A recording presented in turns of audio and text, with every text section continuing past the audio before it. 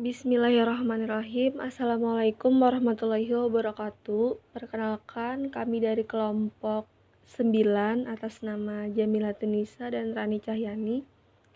Di sini kami akan mempresentasikan materi kami yang berjudul metode hukum, yaitu ada 3. Yang pertama ada penemuan hukum, penafsiran hukum, dan penalaran hukum.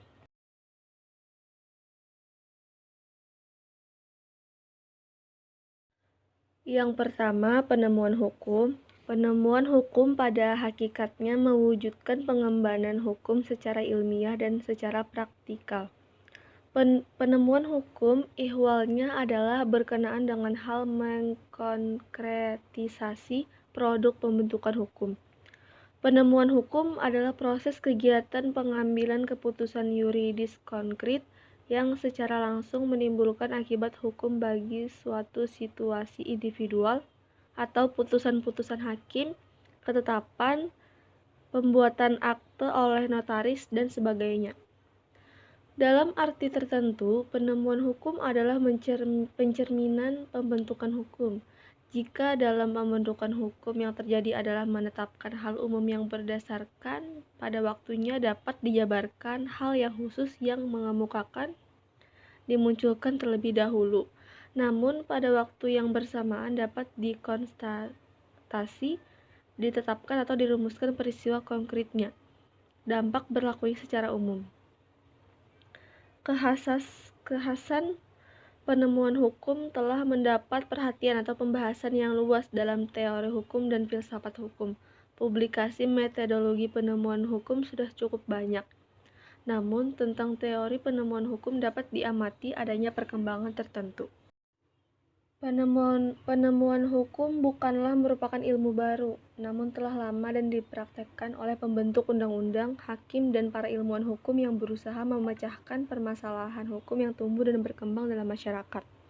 Dan tidak jarang ilmuwan hukum menemukan hukum secara reflektif tanpa disadari.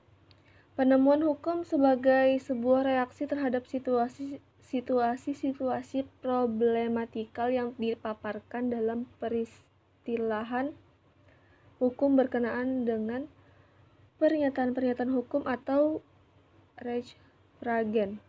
Konflik-konflik hukum dari sengketa hukum. Penemuan hukum diarahkan pada pemberian jawaban terhadap pertanyaan-pertanyaan tentang hukum dan hal pencarian penyelesaian terhadap sengketa-sengketa konkret. Terkait adanya antara lain pertanyaan-pertanyaan yang diajukan tentang penjelasan atau tafsiran dan penerapan aturan-aturan hukum dan pertanyaan tentang makna dari fakta-fakta hukum yang diterapkan padanya. Yang kedua, penafsiran hukum. Penafsiran hukum atau interpretasi adalah sebuah pendekatan pada penemuan hukum dalam hal peraturannya ada tetapi tidak jelas untuk dapat diterapkan pada peristiwanya. Sebaliknya dapat terjadi juga hakim harus memeriksa dan mengadili perkara yang tidak ada peraturannya yang khusus. Di sini hakim menghadapi kekosongan atau ketidaklengkapan undang-undang yang harus diisi atau dilengkapi.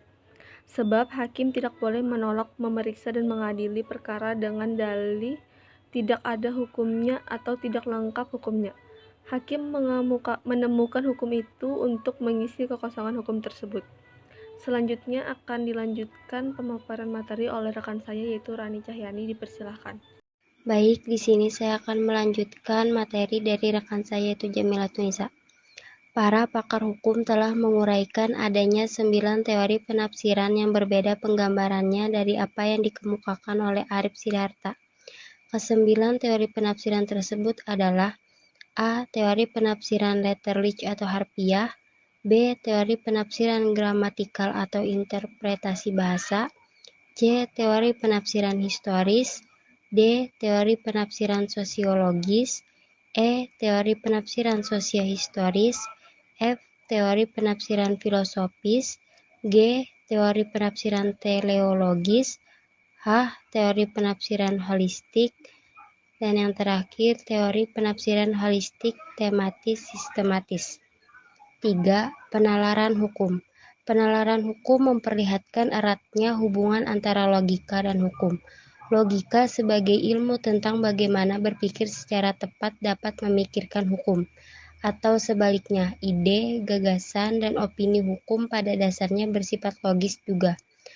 Hans Kelsen dalam buku esai In Legal and Moral Philosophy menulis bahwa sifat logis merupakan sifat khusus hukum, yang berarti bahwa dalam relasi-relasi timbal balik mereka, norma-norma hukum sesuai dengan asas-asas logika.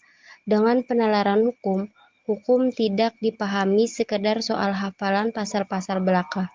Hukum juga bukan sekedar aturan-aturan atau norma-norma yang ditetapkan oleh otoritas tertinggi, dewa-dewi, alam semesta, Tuhan, legislator, dan sebagainya, sehingga wajib diikuti, melainkan hukum pun harus mendasarkan diri pada sifat logis.